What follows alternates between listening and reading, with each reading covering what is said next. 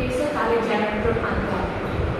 কিন্তু এই যে 125টা ক্যান্ডিডেট কিভাবে আমরা যোগাযোগ করব, কিভাবে আমরা এজেন্ট সেট আপ দেব, ভোটার কিভাবে আসবে, এটা কিন্তু আমার মেইন কনসার্ন ছিল। কারণ আমি যোগাযোগ দিচ্ছি না আমার ক্যান্ডিডেটগুলোর সাথে।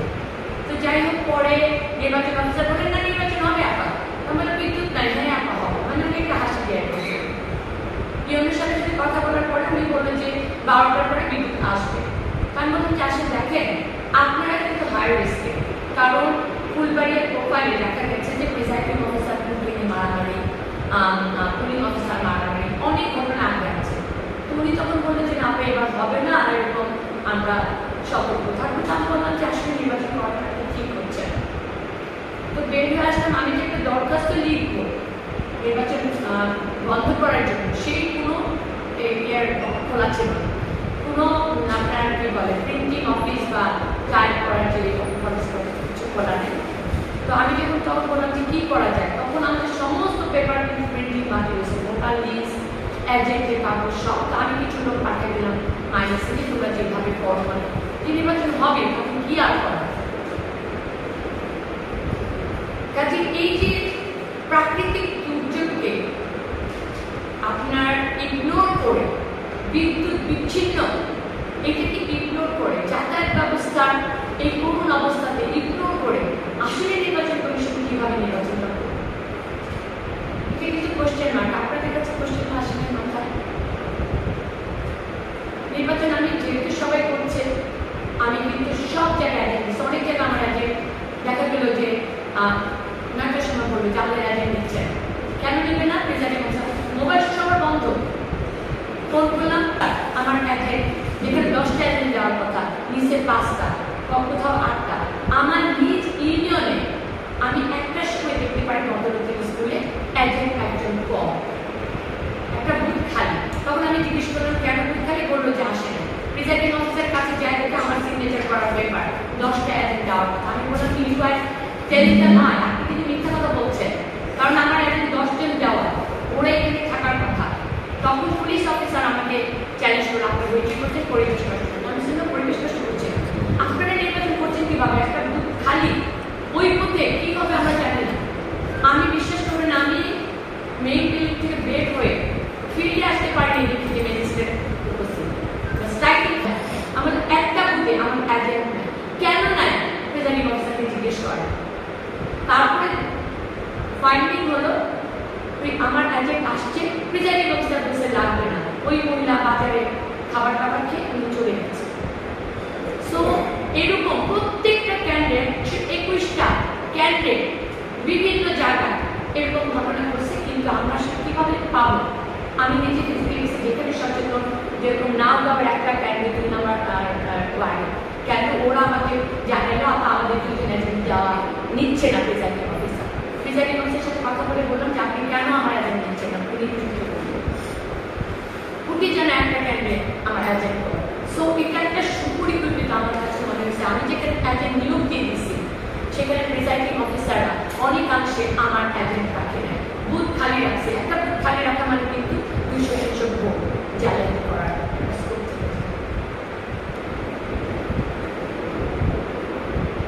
আমার নিজ কেন প্রশ্ন, ওইখানে স্ট্রাইকিং ফোর্স থাকে সেনিয়র দিকে, না হলে চাকরি কেসে তাহলে জেনারেটর আনতে হবে।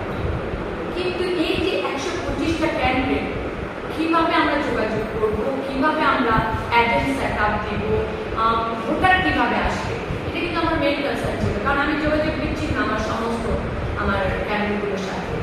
তো যাই হোক, পরে নির্বাচন অফিসার বলেন না নির্বাচন হবে একা। আমরা বিদ্যুৎ নাই, হ্যাঁ একা হবে, মানে উনি একটা হাসি দিয়ে ইউনের সাথে সাথে কথা বলার পরে উনি বললেন যে 12টার পরে বিদ্যুৎ আসবে। আমি বললাম যে আসলে দেখেন আপনারা কিন্তু হাই রিস্কে, কারণ ফুলবাড়িয়ার প্রোফাইলে দেখা গেছে যে প্রিসাইডিং অফিসার পুলিং মারামারি, পুলিং অফিসার মারামারি, অনেক ঘটনা আগে আছে।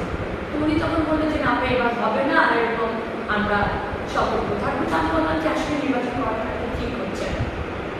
তো বের হয়ে আসলাম, আমি যে একটা দরখাস্ত লিখবো নির্বাচন বন্ধ করার জন্য, সেই কোনো ইয়ার খোলা ছিল না, কোনো আপনার কি বলে প্রিন্টিং অফিস বা টাইপ করার যে কিছু খোলা নেই।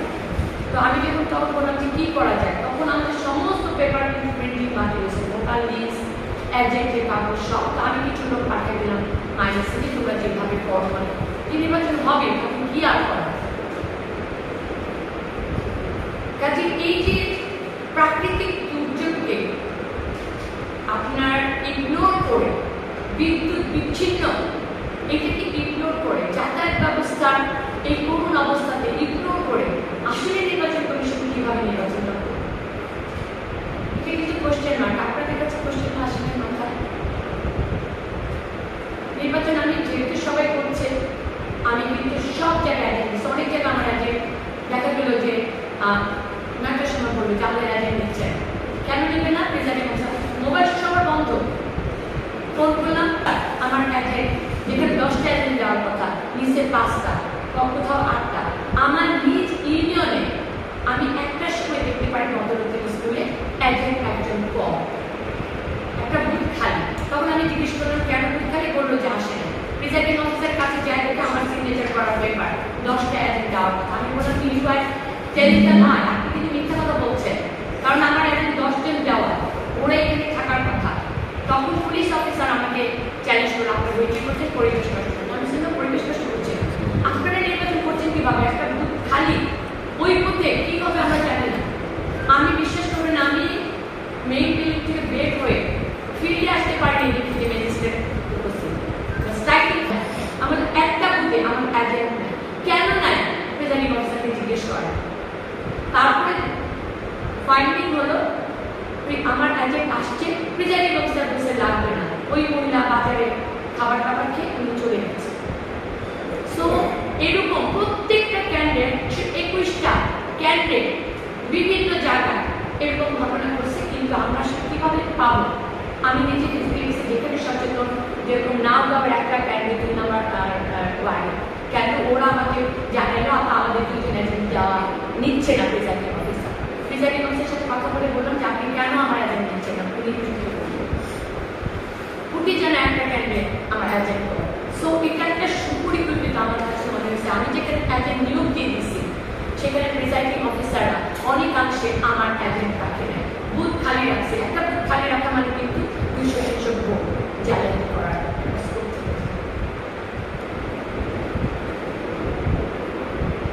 আমার নিজ কেন প্রশ্ন, ওইখানে স্ট্রাইকিং ফোর্স থাকে সেনিয়র থেকে না হলেও 4টি 29 তারিখে নির্বাচন করা, 30 তারিখে আপনার ফাইন এনিওয়ার যে কোথাও নিউজ হচ্ছে। আমি রিটেন তথ্য দিতে পারি, কারণ রিটেন আমার তথ্যগুলো সঠিকভাবে আসেনি। কাজেই আমার কাছে মনে হচ্ছে সাংবাদিকরা একটা উল্লেখযোগ্য ভূমিকা রাখতে পারেন সমাজের বা রাজনীতিতে কী হচ্ছে সেক্ষেত্রে। আমি সেলিমা বেগম সালমা, দীর্ঘদিন রাজনীতির সাথে সম্পৃক্ত। সেই 1988 আমি আসলে ছাত্রলীগের সাধারণ সদস্য হিসাবে রাজনীতিতে নাম লেখাই। ঢাকা বিশ্ববিদ্যালয়ে রাজনীতি করেছে দীর্ঘ সময়, নব্বই আন্দোলন, তারপরে ইন্ডিভিজুয়াল বাতিল করে এইগুলো অনেক ক্ষেত্রে আসলে আমরা অনেকভাবে জড়িত ছিলাম। সেই পাশাপাশি ফুলবাড়িয়াতে যেহেতু আমার নানা ওখানকার প্রতিষ্ঠাতা সভাপতি ছিলেন আওয়ামী লীগের, আমার বাবা ওখানকার সভাপতি এবং নির্বাচন করেন। আমি ফুলবাড়িয়া কুশমালে আওয়ামী লীগের সাধারণ সদস্য পদ সেই 1996-এ পাই। কাজে মূলতভাবে আমি ফুলবাড়িয়ার রাজনীতির সাথে সম্পৃক্ত। পরবর্তীতে আমি যখন অস্ট্রেলিয়াতে গেলাম আমার হাজবেন্ডের সাথে পড়াশোনার পাশাপাশি, ওখানকার রাজনীতির সাথে জড়িত। গতকালকে একটা বড় ঈদ এক্সিবিশন হয়েছে আমার সিটি ইঙ্কের মাধ্যমে। অস্ট্রেলিয়াতেও বাংলা ঈদ এবং স্বাধীনতার পক্ষে রাজনীতির সাথে আমি ভাবে জড়িত। আর ফুলবাড়িয়ার মাটি আর মানুষের সাথে সম্পৃক্ত, কারণ আমার জন্ম ফুলবাড়িয়াতে, আমার আত্মীয় স্বজন ফুলবাড়িয়াতে রয়েছে। ওদের নাগরিক অধিকার, ওদের সুখ দুঃখের গল্প, ওদের খাদ্য বস্ত্র বাসস্থানের সুব্যবস্থা করা, চিকিৎসার আর মান উন্নয়ন করা, বিদ্যালয়গুলোর পড়াশোনার মান উন্নয়ন করা, বিজেপি কার্ড এইগুলো বন্টন, রাস্তাঘাটের উন্নয়ন, এগুলোর সাথে কিন্তু বিভিন্নভাবে আমি জড়িত। বিদেশে থাকলেও আমার ছুটিগুলো কাটত ফুলবাড়িতে, তার এখন আমি আসলে অবসর প্রাপ্ত, অনেকদিন ধরে ফুলবাড়িতে থাকি। কাজেই নির্বাচনমুখী মানুষ আমরা, কারণ একটা নির্বাচন একজন নির্বাচন প্রতিনিধি, গভর্নমেন্টের যে প্রজেক্টগুলো আছে সেইগুলো সুষ্ঠু বন্টন, মানুষের জন্য যে প্রজেক্টগুলো আছে সেটা সুষ্ঠু বন্টন কিন্তু সম্ভব হয় যখন একজন প্রতিনিধি সদিচ্ছা থাকে। যার জন্য নির্বাচনটি রাজনীতি আমরা করি। গত নির্বাচন 29শে মে 2024, এইটার উপজেলা চেয়ারম্যান প্রার্থী আমি ছিলাম, একজন শক্তিশালী প্রার্থী হিসাবে ছিলাম। কারণ এই আমার স্থাপন করে ফুলবাড়িতে প্রায় 4,500 সংখ্যার বৈঠক আমার গত 3 বছরের কথা করা, একদম ফিমেলদের জটিল নাম করা, এবং প্রায় 300 পথসভা আমার করা, পিপুল নোস মি। এবং ফুলবাড়িয়ার মেইন হাসপাতাল যেটা জরাজীর্ণ অবস্থা, ওইটা নিয়ে আমি লাইভ করেছি কয়েকবার। যখন আমার বাবা ওখানকার এমপি ছিলেন তখনও কিন্তু আমি অনেক লাইভ করেছি, যেটা আমার কাছে মনে হয়েছে জনগণের সুবিধাকে করা উচিত। আর বিভিন্ন ক্ষেত্রে ছিল যে আমি একদম ফুলি প্রিপেয়ার ছিল পুরোহিতমি, এবং যেটা বললাম যে আমার আসলে উইলিং সিচুয়েশন ছিল। কিন্তু 26 তারিখ যে বৃষ্টি হলো, প্রাকৃতিক দুর্যোগ, সেই প্রাকৃতিক দুর্যোগে রাস্তাঘাট আমাদের 580 কিলোমিটার কাঁচা সড়ক, 380 কিলোমিটার যে পাকা সড়ক, সেইখানেও অনেক খুব নাজুক অবস্থা। তার মধ্যে বিদ্যুৎ বিচ্ছিন্ন হয়ে যাওয়াতে সমস্ত মোবাইল ফোন, ব্যাগ, আমাদের অটো রিক্সা, ব্যাগ কিভাবে চলবে বলে, সব চার্জ বন্ধ, কারণ 24 না 48 ঘন্টা বিদ্যুৎ নেয়। সেই ক্ষেত্রে আমার 29 তারিখ নির্বাচন তো 27 তারিখে বললাম যে নির্বাচনটা আসলে হবে না, so you have to stop here. সবাইকে দেখে পরের দিন আমি অফিসে গেলাম, তো আগে ফোন করলাম ইয়ানো সাহেবকে যে নির্বাচন কি হচ্ছে কিনা, কীভাবে হবো। উনি বললেন যে হ্যাঁ, খুবই খারাপ অবস্থা দেখা যায়। আমি তারপর গেলাম নির্বাচন অফিসে, আর রায়হান সাহেব উনি দেখলাম যে খুব ব্যতিব্যস্ত, সমস্ত ফাইল উনি প্রিন্ট আউট করছেন। আমি বললাম আপনার বিদ্যুৎ কীভাবে থাকে? উনি কিন্তু বলেন যে জেনারেটের মাধ্যমে উনি সমস্ত কাগজপত্র রেডি করছে। আমার মোবাইল বন্ধ, তা আমি কোনোরকম